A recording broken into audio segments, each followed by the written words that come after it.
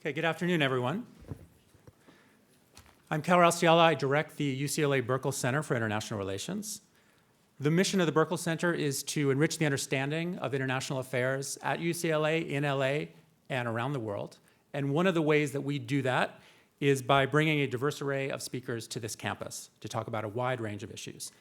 Today's lecture, the 2018 Harburger Lecture on Economic Development, is one of 3 signature lectures that we do each year.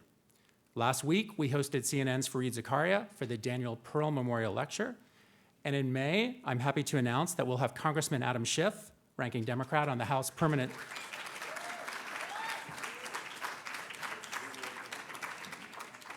Select Committee on Intelligence, to give the 2018 Bernard Brody Lecture on the Conditions of Peace. That will be May 31, probably in this room. The Harburger Lecture has a distinguished history. Past lecturers include Jeff Sachs, Joseph Stiglitz, and Melinda Gates. This year, we have a rare appearance by a sitting cabinet secretary. And in a moment, I'll welcome to the stage Dean Judy-Olian of the Anderson School of Management, who will introduce our speaker, Secretary of the Treasury, Steven Mnuchin.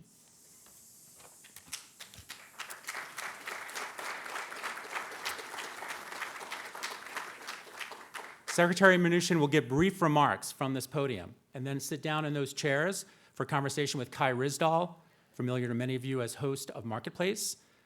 Each week, Marketplace is heard by over 14 million listeners. Portions of today's discussion will be aired on Marketplace next week. Following Kai's discussion, Secretary Mnuchin has agreed to take questions from all of you.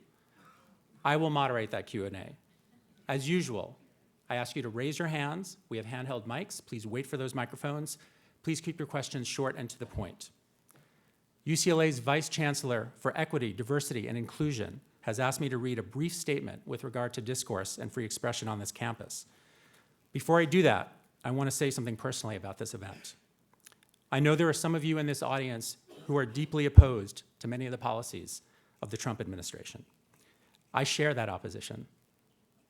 And I know that you, as well as I don't want to speak for you, but for me, I am proud to live in a state that offers a compelling contrast to the policies of that administration. But I also believe that's all the more reason why it's important and essential that we, as one of the world's finest universities in one of the most liberal states in the nation, make sure that we respectfully invite and engage and debate those policies.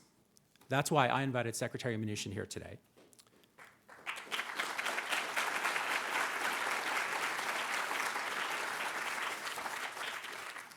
Protest has a long and distinguished history in this nation. But to be true to our mission at UCLA, as an institution of higher learning, we must engage with a focus on the truth, and we must seek to elevate good ideas over bad ideas. Protest that comports with that aim is welcome. Protest that denies speakers the chance to speak and listeners the chance to hear has no place in this community and demeans our mission as an institution of higher learning. Now let me read this statement from UCLA's Vice Chancellor, Jerry Kong. Thank you for attending this event, organized by the UCLA Burkle Center. At UCLA, we respect and hold freedom of speech and expression as intrinsic to the values of our campus environment, as well as those of higher education.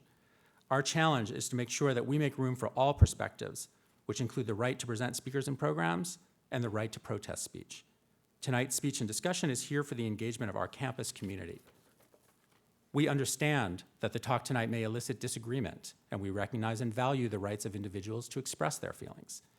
But the university will not permit a response or a protest that is so disruptive so as to effectively silence the invited speaker and prevent the speaker from communicating with a willing audience.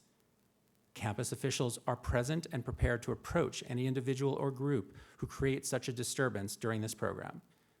They will be warned, and if the disruption continues, the individual will be escorted out of the venue and subject to arrest by the University Police Department. Individuals so removed may be held accountable under the Office of Student Conduct, other university policies, and any applicable criminal laws. Our goal tonight is to have a peaceful and respectful event. Thank you for your attention. So that's the end of the official statement. I urge you to honor this request from Vice Chancellor Kong and to respect the spirit of inquiry that brought us all to UCLA in the first place. Now, let's get on with our program. I want to invite Dean Judy-Olian to introduce Secretary Mnuchin. Thank you very much. It's my privilege to introduce our speaker today, U.S. Treasury Secretary Steve Mnuchin. Steve, welcome back to Los Angeles and back to UCLA Anderson. Like Cal, I'd like to remind everyone that this campus is a place of learning and, importantly, of listening, where we value civil, intellectual discourse on complex issues and ideas. That's the role of a public university, which we ask everyone to respect. Steve Mnuchin is a financier in his DNA. After college, he worked at the Goldman Sachs Group, where he rose to be a partner and chief investment officer. He oversaw trading in U.S. government securities, mortgages, money markets, and municipal bonds. His dad was also a senior partner at Goldman Sachs. That's what I mean by being a financier in his DNA. Here in LA, Steve served as founder, chairman, and CEO of Dune Capital Management. He also founded One West Bank Group, which has become, after the acquisition by CIT, the largest bank based in Southern California, and he was its chairman. Steve knows Los Angeles well, and Hollywood too, having spent many years here in different capacities. He's a really multifaceted person, a bit unusual for a man who was sworn in as the 77th Secretary of the Treasury a year ago this month. We'll get to his current role in a moment. He has a long list of Hollywood credits through his company, Dune Entertainment. He was a producer on dozens of films, including some favorites like Wonder Woman, Sully, The Disaster Artist, American Sniper, Mad Max Fury Road, and the Lego Movie. He even has an acting credit, as a Merrill Lynch executive in Rules Don't Apply, a movie out of 2016. His company, Dune Entertainment, helped finance many Hollywood hits like Avatar, the X-Men franchise, the Planet of Apes movies. And Steve now is officially out of the business of making films. He's doing something very different and extremely important. For the last year, in his capacity as Treasury Secretary, Steve is responsible for the U.S. government agency whose stated mission is to maintain a strong economy, foster economic growth, and create job opportunities by promoting conditions that enable prosperity and stability, both at home and abroad. That's the official mission. To put it simply, he is the CFO of the U.S. government and the architect of the president's economic policy. As such, he was intimately involved in leading a historic reform of tax policy that went into effect on January 1. What you might not realize is that in his role as Treasury Secretary, Steve also has responsibility for strengthening national security by combating economic threats and protecting the integrity of the U.S. financial systems. Before his current role, he served as finance chairman for the Donald Trump campaign for president. He was also a senior economic advisor to Mr. Trump. Steve has long been active in philanthropic endeavors, including serving on the Yale Development Board, the Whitney Museum, New York Presbyterian Hospital, and Junior Achievement. During his time here in LA, he served as a member of the boards of MOCA, the UCLA Health System, and the LA Police Foundation. At Anderson, Steve has been a speaker at the Fink Center and a member of our investment management forum. Steve was raised in New York City, and he earned a bachelor's degree at Yale. Please welcome back to UCLA, Steve Mnuchin. Well, let me first say that the only part of this that I understand that you wanted to hiss was my going to Yale. That is completely understandable. Coming to UCLA as a Yale graduate, I completely get that. Now, this is a new experience for me. This is the first time I've spoken at a university, okay? So let's see how this goes. I'm gonna do this a little bit different because you don't seem to, this isn't like a traditional thing. I normally go speak to people who want to listen to me speak. So some of you hopefully are here. Perhaps, you know, I'm here for a couple of reasons. One, I have tremendous respect for UCLA. I've lived in California the last 9 years. This is an incredible institution. And whether you're all Democrats, hopefully we got a couple of Republicans here, but even if you're all Democrats, I assume you support the importance of education, and I will say UCLA is one of the great institutions of learning in the country. Not only is it a great institution, but it's a great place for research. So I was also on the UCLA Medical Board, where I firmly believe that the research that was being done at this institution is saving lives.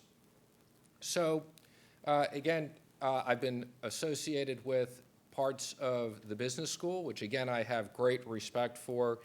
And does that mean you don't like the business school here? I just assume that you're hissing at the business school. I want to make sure I'm getting the right feedback from the audience. I have great respect for Ron Burkle and the Burkle Center, so I am here for those reasons. So, I think you guys get to hiss at me, I don't get to hiss at you, okay? How many people here, by a show of hands, think that wages were too low for the last 10 years? Okay. How many of you think that wages were fine and that we shouldn't worry about this? Okay. Got a couple of people. Very few. So I've now done a poll, okay? It's clear that the majority of the people, no matter what you think of politics, agree that wages were an issue. So I have a couple of priorities as Treasury Secretary. Can you at least raise your hand when you hiss so at least I can get the general direction of where these things are coming from? Okay, thank you, and thank you for coming today. Okay.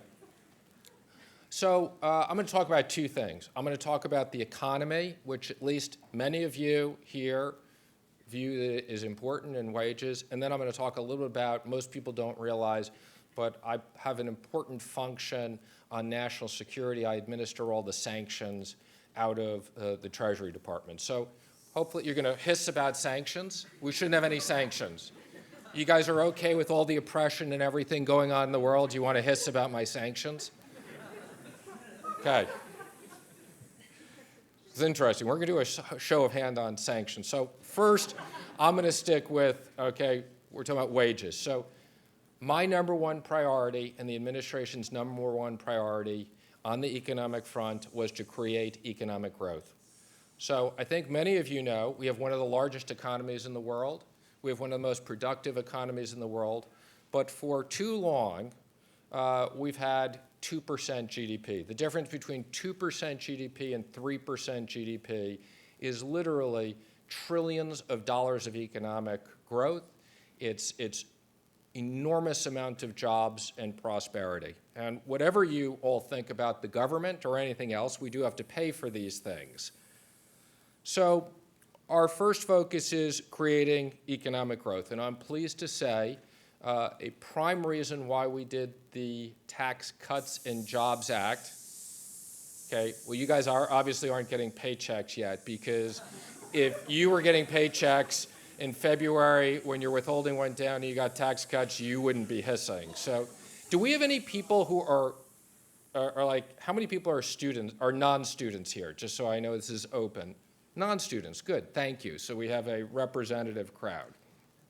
So we've seen tremendous impact. We've seen 2/4 of 3% or higher GDP. We are very focused on creating economic growth. We are focused on creating wage inflation. What I learned from traveling the country during the campaign was the average worker had not seen wage growth. You all who, I lived in New York and California, that does not represent the rest of the country.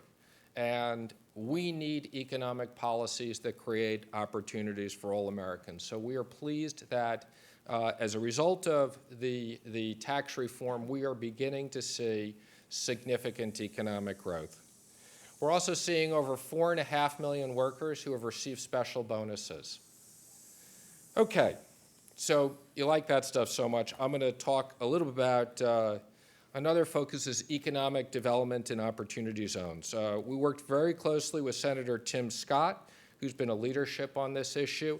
We've created investment and opportunities within every state. We have areas that need to be developed, and we're creating incentives for people to develop. So I'm in the process of working with all the governors on creating opportunity zones, qualifying locations, and we believe that this is going to have a huge impact on communities. You don't want positive impact on communities? Like, who hissed? Can I at least get a hand of who hissed on that one? Right there. Can we get a little feedback why you don't like opportunity zones? I think you're full of shit. Okay. And, well, why are you here then? Maybe you want to leave. If you think I got nothing to say, maybe you should just leave. Okay.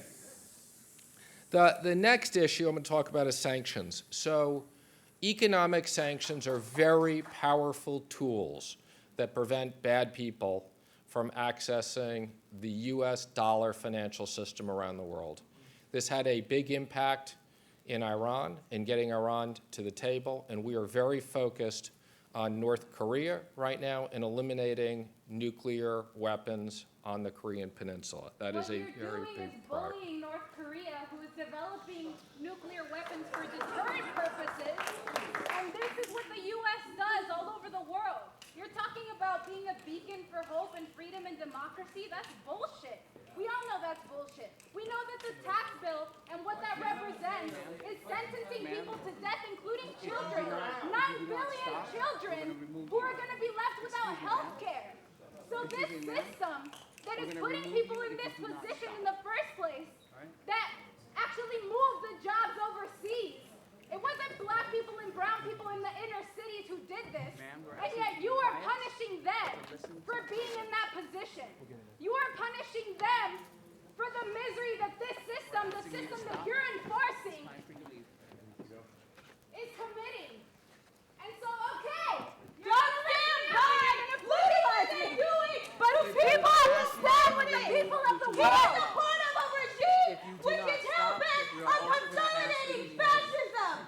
This tax bill is going after people who are vulnerable. This is politics of cruelty. This is politics of fascism. When they are putting people who are already conditioned, this is contributing to a slow genocide that is turning to a fast one.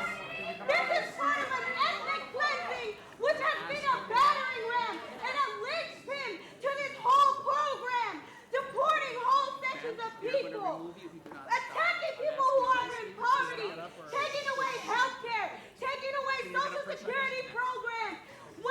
When black and brown people are not going to have anything to eat. And what is this money going to go to? To the military? To creating more nuclear weapons? To bomb more people around the world? Don't go along with that. Don't be people who normalize or be a part of going along with it. We need to drive out this fascist regime from power and unite everyone how you can be united. This is not a town. Trump is not fair. We need to mobilize a millions of people right now in the streets to drive out this whole Trump-based fascist regime. You are a pig. You should be ashamed of yourself. We refuse to accept a fascist America. Trump and Pence must go. RefuseFascism.org. Trump and Pence must go. RefuseFascism.org. Trump and Pence must go.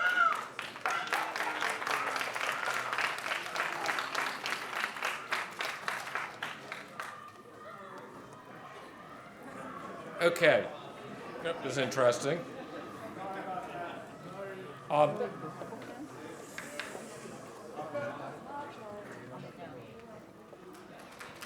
you.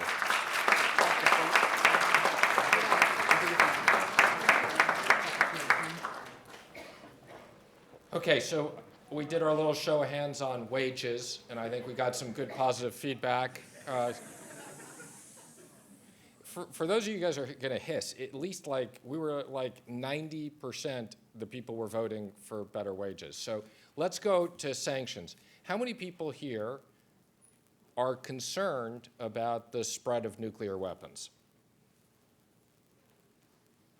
Okay, thank you. So, sanctions are an important tool on where people are doing different things. So we are determined to make sure, as I've said, that we limit nuclear weapons. And now what I think I'm going to do, I am going to give you the opportunity to ask some questions. I think we're going to have, and I know we're going to have some interesting questions from the crowd.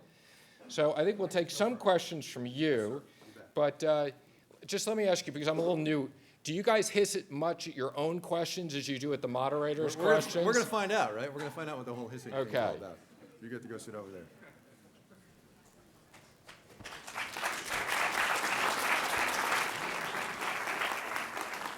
So, first of all, thank you all for coming. I appreciate you taking the time on this afternoon. Mr. Secretary, thank you also for your time. Let me ask you a kind of a framing question here. There was a story I read in researching this, talking about you being the finance chairman for the Trump campaign. Yes. And people were saying, Steve, why are you doing this? What? And you said, look, if this works out, nobody's going to ask me why I was doing this. So the question is, how's it working out for you? No, actually, the question was slightly different, okay? And let me first say, I consider it a great honor to serve the country. Yep. So,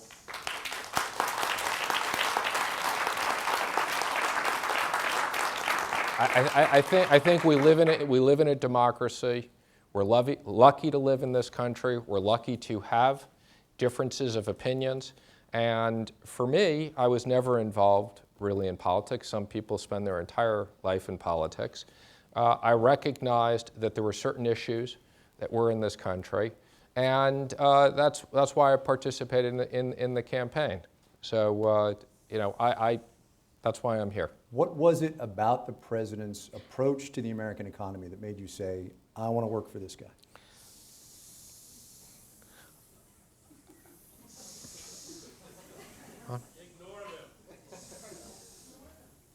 That's a good point. No, I think they're going to get more tired than I am. So, that's kind of that chance.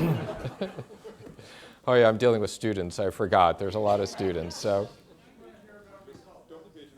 what was it about the president's economic agenda that made you say, I want to do this and work on this? Look, I go back to the comment of, the financial crisis impacted lots of people. I operated banks that went under during the financial crisis.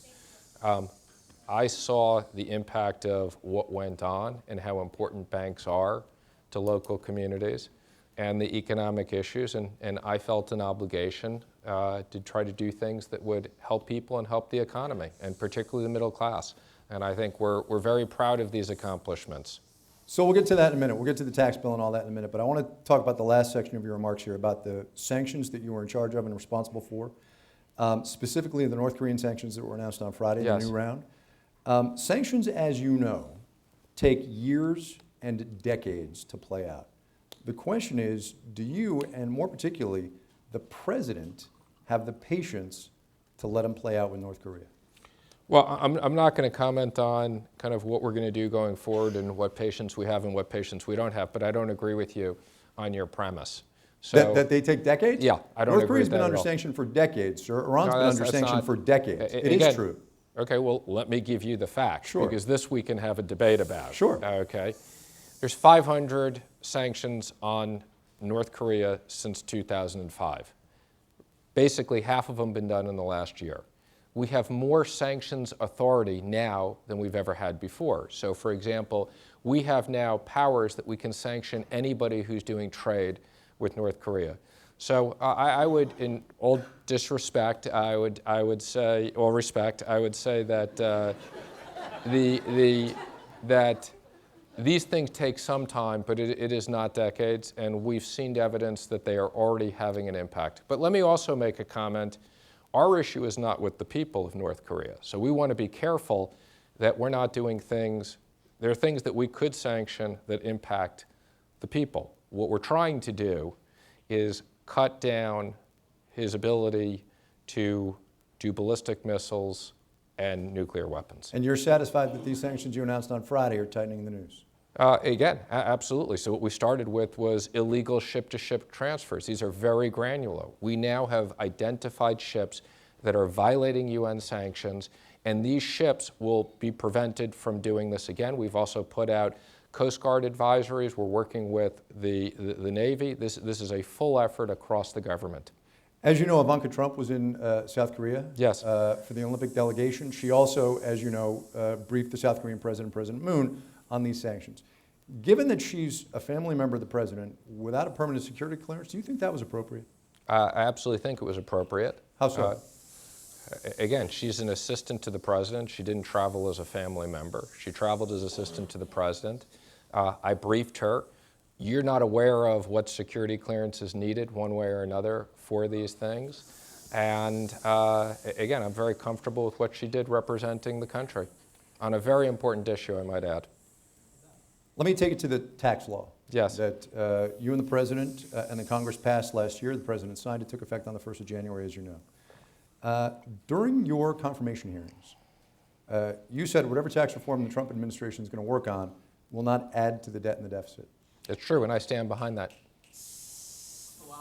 Sir, the tax bill that's in force now adds $1.5 trillion to the deficit. No, that's not the case. The tax bill scored on a static basis adds $1.5 trillion. Let me just go through the numbers. Yes, sir. There's a $500 billion difference between what's called baseline and policy. Those are things that were going to be extended anyway. That takes the number down to $1 trillion. We believe that with 90 basis points of growth, there'll be over $2 Why don't you trillion. explain what 90 basis points means? 90 basis points of GDP. So GDP going from basically 2.1% to 3%. And for you math majors in the room, the break even's about 35 basis points. So in other words, 0.3% on growth. That's correct. Okay.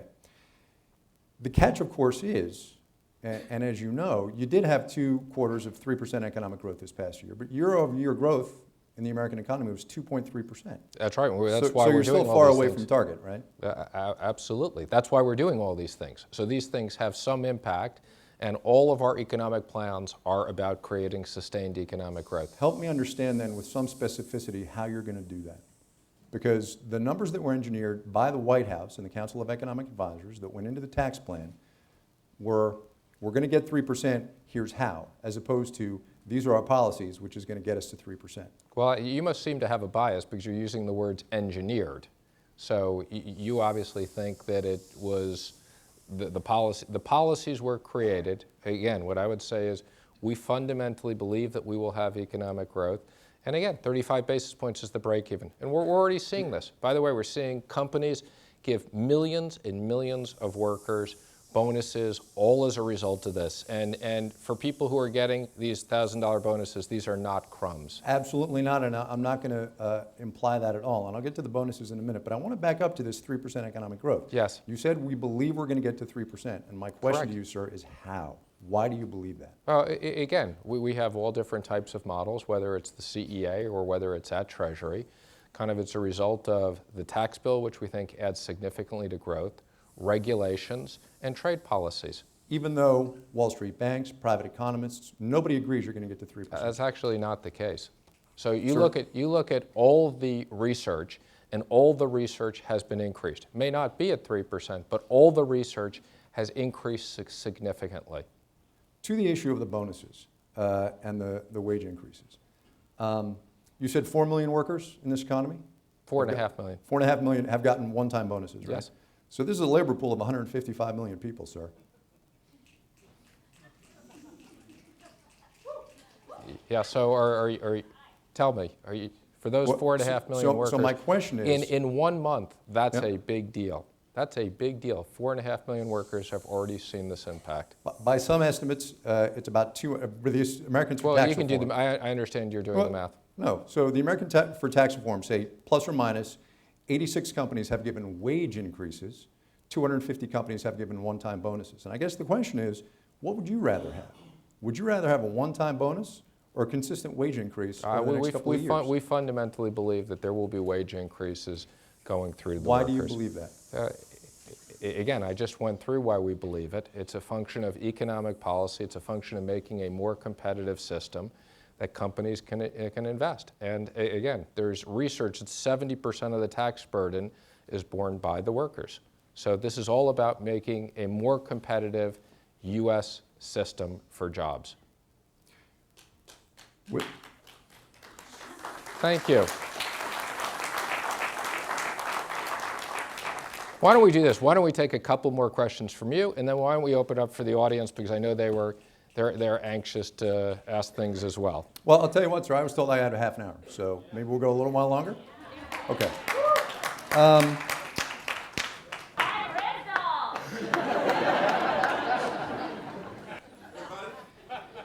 Here's another question about the tax law.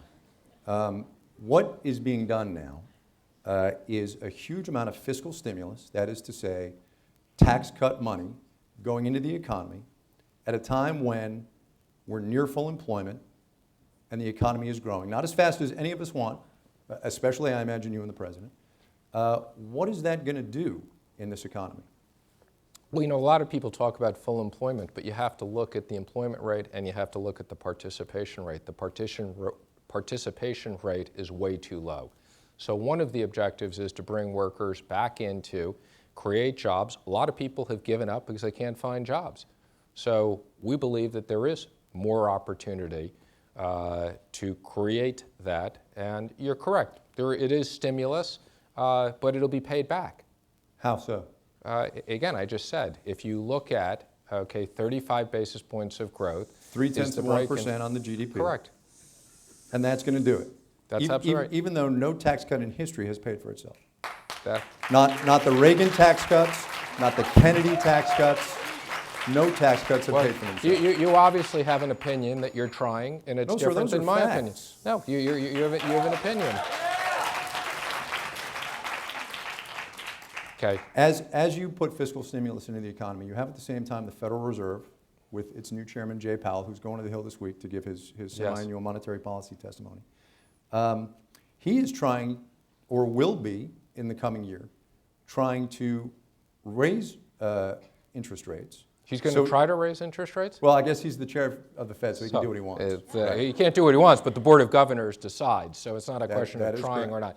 I would also just point out the forward interest rate curve expects that interest rates will rise. So the question is not whether interest rates rise or not, it's whether they rise more than the market expects. And what's your gut? What's your sense? I mean, you studied this for a long time. You did fixed income. Again, what I would say is I respect the independence of the Federal Reserve, so I'm not going to comment on my projections of interest rates. That's for the Fed. Okay, fair enough. But as you and the president and the Congress with this tax law put fiscal stimulus into the economy, Chair Powell and the Board of Governors of the Fed are starting to worry about inflation and raising rates. Do you not see a conflict there between fiscal policy and monetary policy? Actually, I don't think that's necessarily the case. I speak to Chair Powell and others on a regular basis. I don't think people are concerned yet about inflation. If inflation shows up, that could be a concern. If anything, the Fed has wanted more inflation over the last 2 years. So a little bit of inflation is a good thing. As I've said before, wage inflation is something we want. Now, one of the good things right now is, we're close to energy independence. Very different thing than 10 or 20 years ago, where a big concern of inflation was energy prices. We have abundance of energy in the United States, and that's a very important issue on both a geopolitical and an economic basis.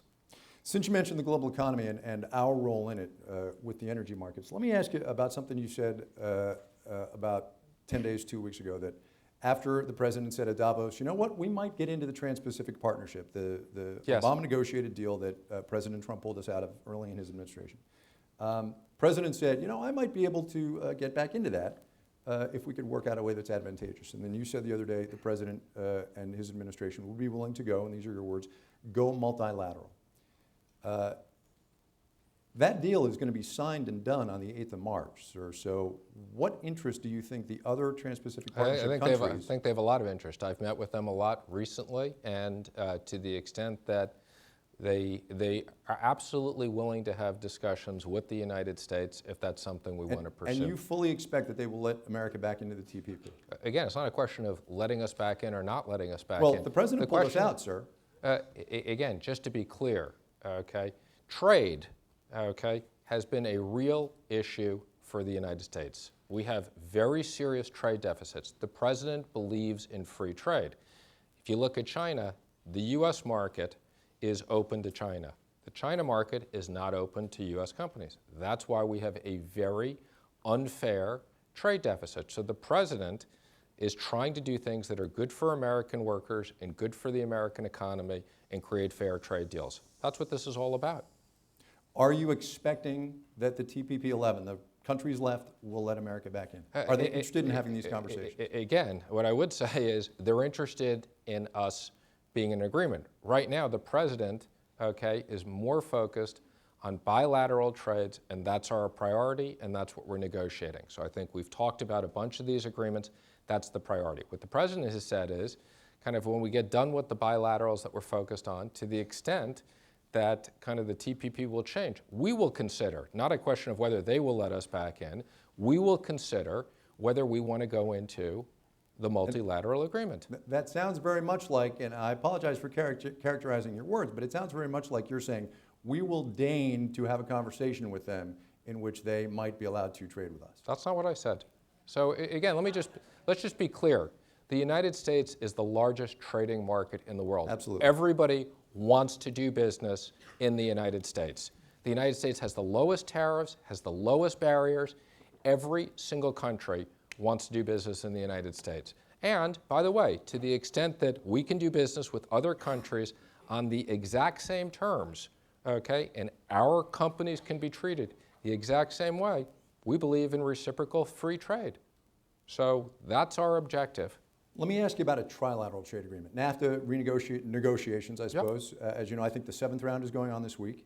The president is, in his public stances, conflicted, apparently, about what NAFTA means to this economy. Well, What's your why sense? is he conflicted? Well, because at one point he's out, and at one point he's let's have negotiations. So what is No, your the sense? president's been very clear all along. This is an old agreement, okay? The president wants to renegotiate this agreement. I'm not saying it doesn't need to be updated, sir. My question is... I'm answering your question. The president's very clear. It's an old agreement. It needs to be updated. If we can update it, we'll stay in it. If we can't, he'll terminate the agreement. He's been very consistent on that.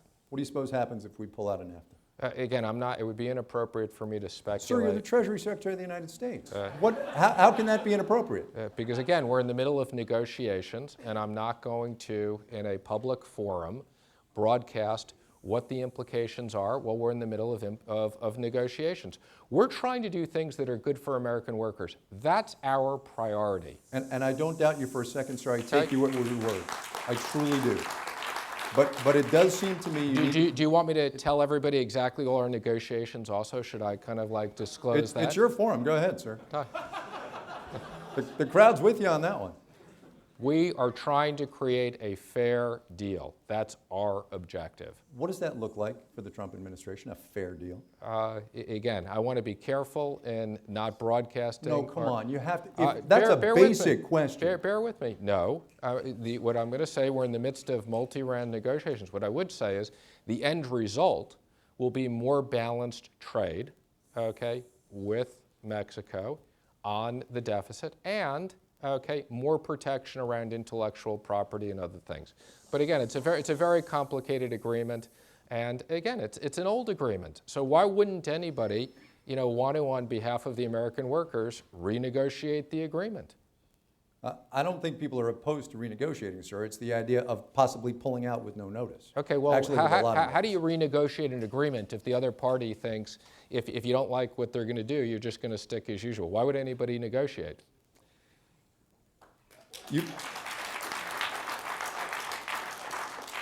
Oh, we're gonna negotiate, but if we don't like what you say, we'll just keep it as is. So, even UCLA can't teach people how to do that. One of the selling points of the tax law that Yes. you and the President and the Congress passed was that we need to change our tax law to make America competitive in a global economy. Correct. Right? And so you cut the corporate tax Well, rate. wait a second. The people are hissing. You don't want us to be competitive? I'm just trying to understand this. We don't want tax cuts for corporations. Okay.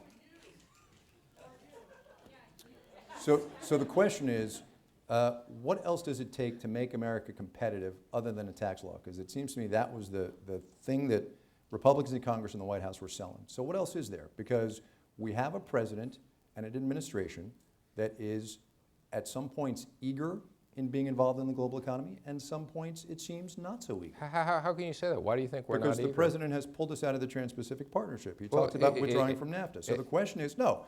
I mean, take the question at its face. If Yes. you are a trade minister in Brussels for some European Union country, and you see the president of the United States saying, I'm going to terminate, or negotiations are going fine, what are they supposed to think? So again, let me be clear. Our number one priority is the U.S. economy Yep. and American workers and American companies. What is good for the United States, given the size of the U.S. economy, is good for the rest of the world. So when I speak to my European counterparts, they want us to succeed. They want the U.S. economy to succeed.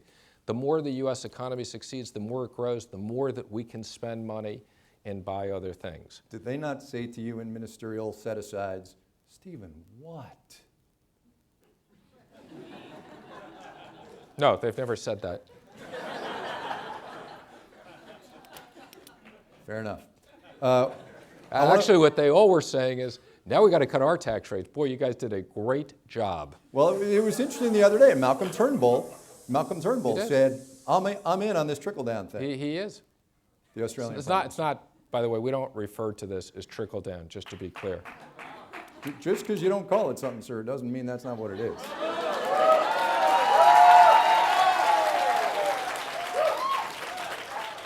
One more set of questions. They and then I'll- like that. You got a lot of you know, applause. you get on your that. applause, I get my Exactly. applause. I like and this. You know, I think- the I think- good news is, what I figured out is if they're clapping, they're not hissing. Or at least you can't hear the hissing. Exactly right. Exactly right. So I just want to touch briefly on regulations, banking regulations, Yes. and then we'll get to some Q&As from the audience. Terrific. Brian Moynihan, sorry, let me back up for a minute. One of the things the president has said and his advisors have said is, listen, we need to fix regulation in this country, financial regulation. The Dodd-Frank financial reform law is too strict. We need to loosen it up a little bit. Brian Moynihan, the CEO of B of A, said the other day, Dodd-Frank's fine. What are we doing? Yeah, you know why? Okay, because the top 8 banks control all the assets in the United States, and they don't want anybody else to compete.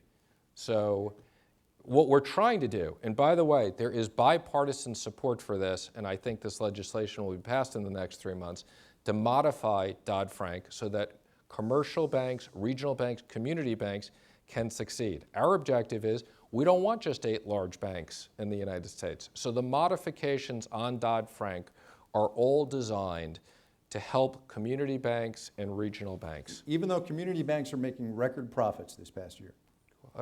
Again, that's because the economy is doing better. But yes, do you want them all to be gobbled up by Brian Moynihan? No, we want to make sure that we have a healthy, broad-based banking system. So we're going to end it there with my portion of the interview. Terrific. Cal's going to climb on, take some questions from the audience.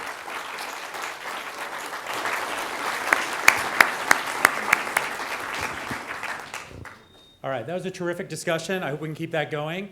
Now, in all of our events, what we do is begin with questions from students. So if there are students in the audience, please raise your hand, wait for a microphone, and we'll bring it to you. So Did you check IDs that they're really students? I'm going to trust them to look and appear to be students. Let's start right here. No, keep going. Yes.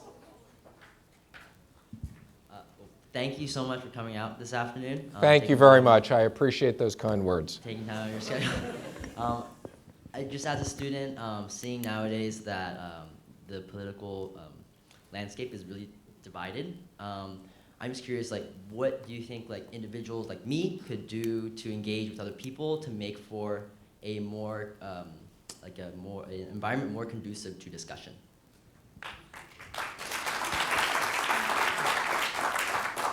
Well, again, I think that is an incredibly good question. And you know, the great thing about being at UCLA and places like this is there's a difference of opinions, and there's difference of faculty and courses and everything else. Look, I think it's an obligation of all of ours to be able to listen. And whether you agree or disagree, you should hear people's views. So that's why I came here. I'm interested, happy for you to hear my views. Some people may agree, some people may disagree, but thank you. I think that's an excellent point. Other questions? Let's try, how about over here? Thank you so much for coming. I'm a current MBA student here at Anderson, and when I was an undergrad, I worked. Well, now I don't feel so badly. You're getting hissed as well. When I was an undergrad, I worked for $6 an hour, and that was a really hard job for me to get. I really appreciated it, and I would have worked for less. So I was surprised in my economics class here at Anderson when I suggested we eliminate the minimum wage.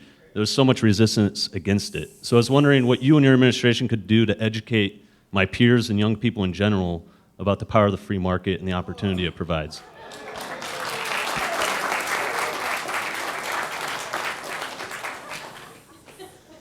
No, look, it's a complicated issue when people talk about the minimum wage. And as you know, kind of there's a federal minimum wage and there's a state minimum wage. I mean, what I would say is the most important thing is that people have jobs.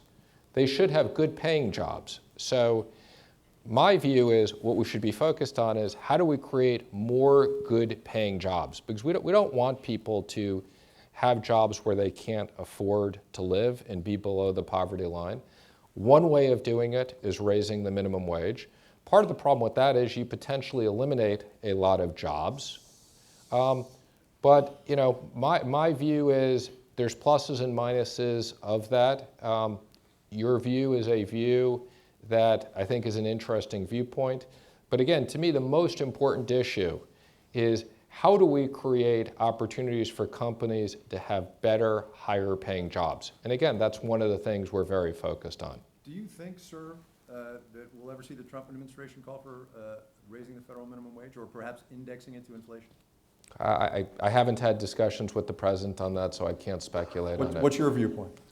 Again, my viewpoint is what we should focus on is creating a marketplace that has higher paying jobs. That is the most important issue.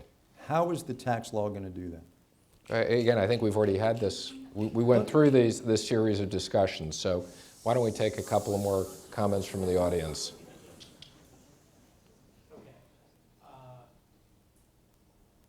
In the green, right over there. Okay. You're doing a great job. Thanks for being here, and thank you, Kai, for being here as well. So, this idea of creating new jobs, I think a lot of what we hear from the president and the administration is, kind of going back, make America great again, getting back to a world where largely the economy was made, like how it was in the past, maybe when some people thought it was great, formed out of a lot of manufacturing jobs. But a lot of basic economics would say that it just doesn't make sense for those jobs to come back to the U.S.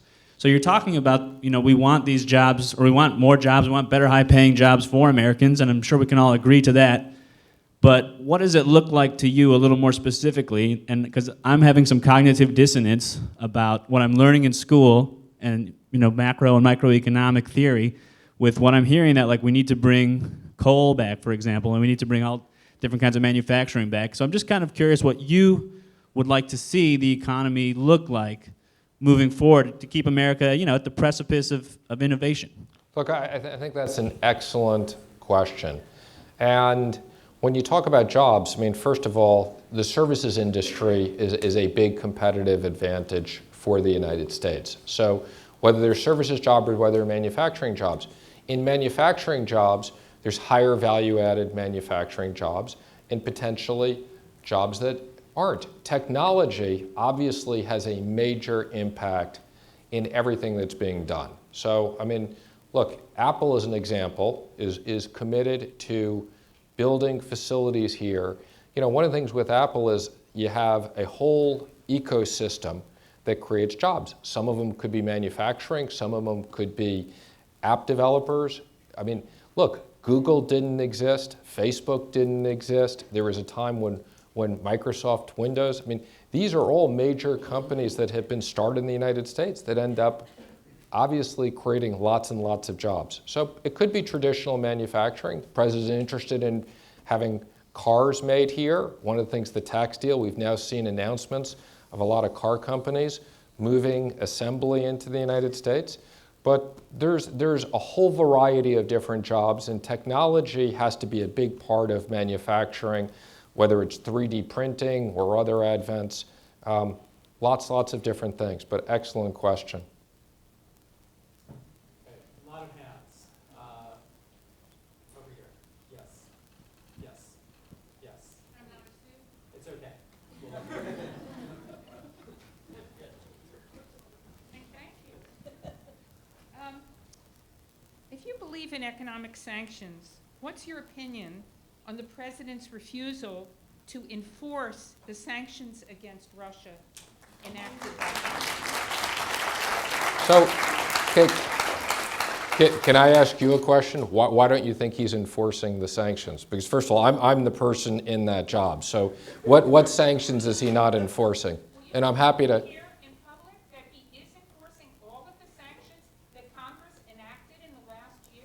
So maybe Yes. maybe I could clarify the Yes, question, right? okay, and So- I would also say, because I'm responsible for this, Congress, in one of the overwhelming 98-2 in the Senate. I can't remember the last time anything passed 98-2 in the Senate. Just passed the CATSA legislation. I'm actually going to brief Congress tomorrow on this. I've testified. You can go look at my test. We manage these things. So I can tell you, and the White House, the press conference on Friday, I said the same thing you can expect. Sanctions will be coming in the next 30 days. It's a very complicated process, but I can assure you in Treasury, because we are responsible for this, we are enforcing all the existing sanctions and putting more in place. Let me pick up on something you just said, sir. Within 30 days, we'll hear Russian sanctions from you? Yes. Okay. More questions. Let's try over here. Hi, thank you for coming. So you pretty much said that more or less when America succeeds, the world succeeds. But the administration has proposed cutting the budgets for agencies like USAID and organizations like the World Bank. So I'm wondering, do you think America has any role to play in the development of other nations? It doesn't seem like it to me. So again, let me just say, what I said is what's good for the United States economy is good for the world. That doesn't mean if the United States succeeds, the world will succeed, because there are all different types of complicated issues right now around the world. I will tell you again on the World Bank, because again, that's under my area of responsibility, okay? The World Bank, we believe, has plenty of access to capital right now, and we're having discussions, you know, we want it in where, so the answer is, we believe that the World Bank has significant amounts of capital. In regards to other things, you know, kind of, I can tell you there's a lot of, the US provides more aid than almost any other country, and we're having lots of discussions with other countries that should contribute. Some of it is a money issue. There are a lot of issues that money alone can't solve, but money does help a lot in solving a lot of these issues. Okay. Very young student. Black. Yes.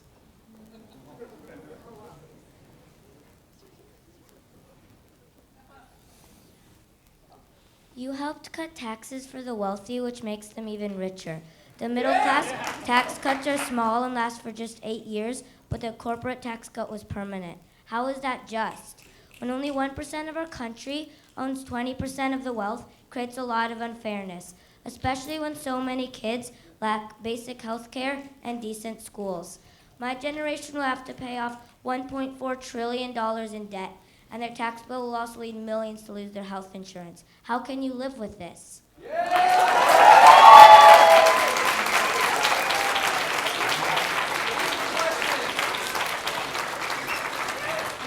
Well, since you were so incredibly eloquent, what grade are you in? Answer the question. I'm going to answer the question. Give me a second. I'm complimenting the. Thank you very much. You're very eloquent. And you know, earlier today I spoke to a lot of high school students. Okay, and they too asked very good questions. So we're going to go through. You have a bunch of different things here. Again, what I would say is, the primary objective of the tax bill was to create middle-income tax cuts. The reason why that function couldn't be permanent, okay, has to do with a technical issue of what's called budget reconciliation, and how it's scored. I'm answering the kid's question. Can you guys wait a second? And the answer is, if you look at our budget, it's in our budget that we want to make the middle income tax cuts permanent, and we intend to go back to Congress, but we need Congress to vote on that to extend it. So that's a big objective of ours. Now, look, people talk about income inequality, and I would go back to if you look at a lot of these people in the top 1%, they've created companies. So, Google didn't, again, I'll go back to Google didn't exist, Facebook didn't exist, Amazon didn't exist.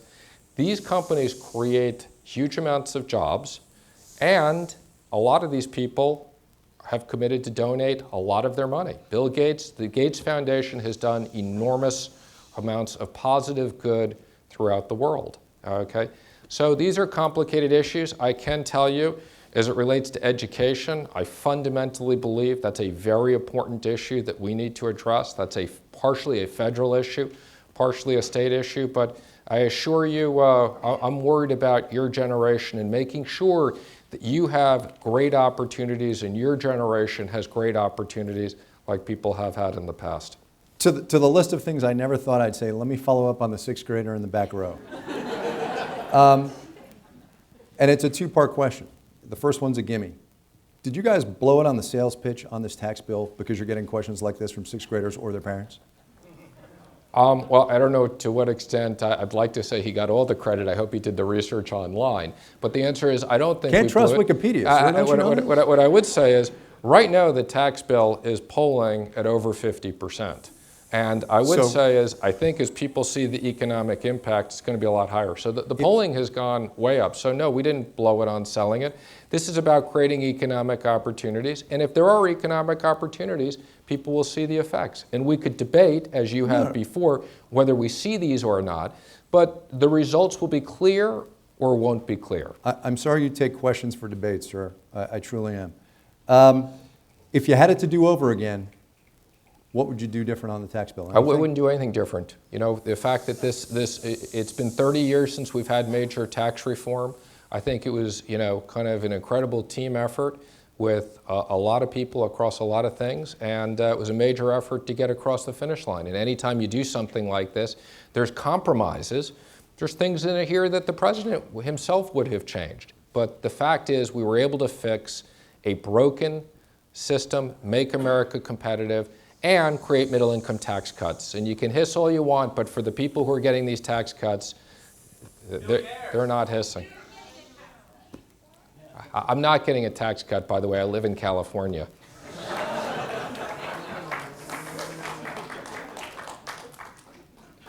Right over here with the...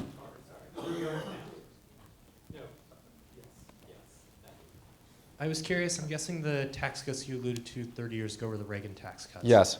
And I was curious, during those tax cuts, through the tax cuts, the U.S. trade deficit skyrocketed. And considering the Trump administration has put shrinking the trade deficit as one of its forefront priorities, how do you plan to both shrink the trade deficit and cut taxes? Well, that's a great question. That is a really perceptive, great question, because you're right. If we didn't change any trade issues and all other things stayed the same and the economy grew, the trade deficits will grow. So the answer is we have to do both. We have to create kind of economic opportunities. I can tell you we are in active discussions, President Trump and President Xi from the first time they met, okay? And again, we probably have better relationships with China now than any other president. We have to structurally change things. So we need to make structural changes to trade, or you're correct, it'll go the other direction. Explain what that means, structural changes to trade. There are both tariff barriers, so a lot of the places where we have trade issues, it's because U.S. companies can't compete fairly, either because there's tariffs or there's what's called non-tariff barriers into the country. There are legitimate, countries have distinct advantages. So trade is good, okay? And you're not always selling the same thing you're buying. But a lot of places where we have tariff barriers, or we have trade deficits, our companies can't compete in selling our goods into their markets. Let me ask you actually about tariffs and trade barriers that are in the news. The conversation that's being had based on a Commerce Department recommendation about tariffs on aluminum and steel, global Correct. tariffs of as much as 24%. Does the Trump administration not worry about reciprocal tariffs going up once we start putting tariffs on goods coming into this country? Sure. Well, I mean, again, I can tell you the president hasn't made a final decision, but that is the recommendation that came out of the Commerce Department. And I can tell you, we meet every single week. The economic team meets every single week on trade. These are complicated issues, as you've said. It's a chessboard. So, we think about what actions we'll take and what the repercussions are. And it's a multifaceted approach. Are you meeting with the Chinese economic envoy who's coming this week? I'm not going to specifically answer that. Because? Because, again, I'm not broadcasting private meetings that I'm having, but I will tell you that I am in active discussions with them on economic issues. Let's try over here. Sorry, in the blue, right here.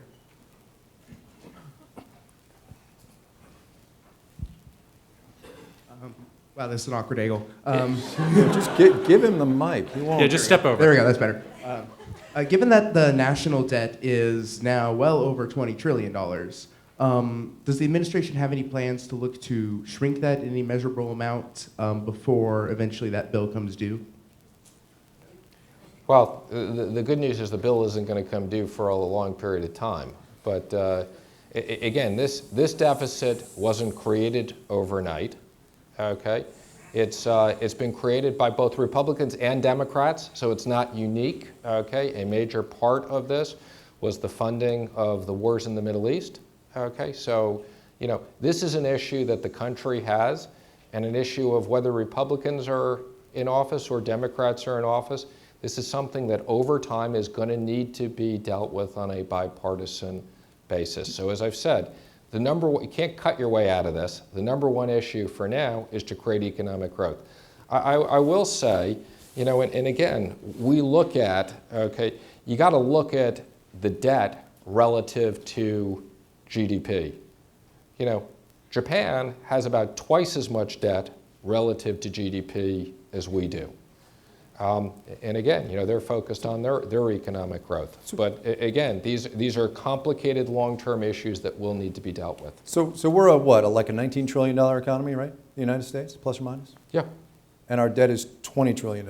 We're around 100%. 105%. And again, whether you look at it private debt or whether you look at it public debt, but call it around 100%. And is that okay? Again, this is on a relative basis.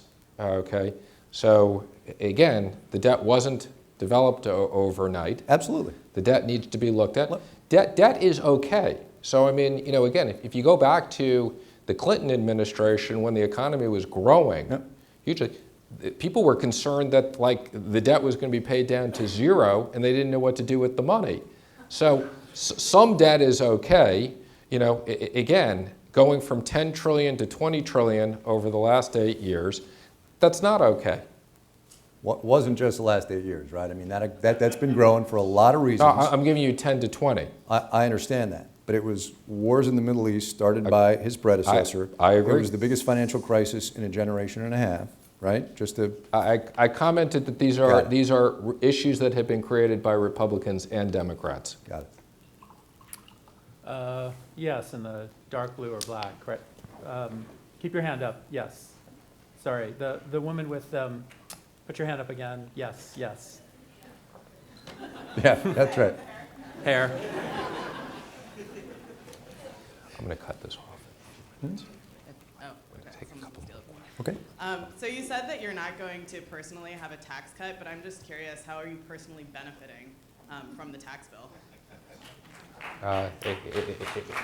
Again, to come into government, I had to kind of get rid of all my investments and everything else. I can assure you. Well, again, I don't believe I'm personally benefiting from the tax bill. But again, what I am benefiting from is hopefully the American economy will do better, and that's something hopefully good for everybody in this room. What keeps you up at night economically? Seriously, not just, and don't give me the, good jobs growing, right? What actually keeps you up? Well, what I'd say, what worries me, so in my job, cyber issues are a concern. So as I think of the financial system and everything else, you got a lot of liquidity. I'm not worried about credit. Cyber is a real issue. And again, right now it's something that we're spending a lot of time on to make sure that the financial infrastructure is protected from cyber attacks. Mr. Secretary, thank you for your time, and thank you all for coming.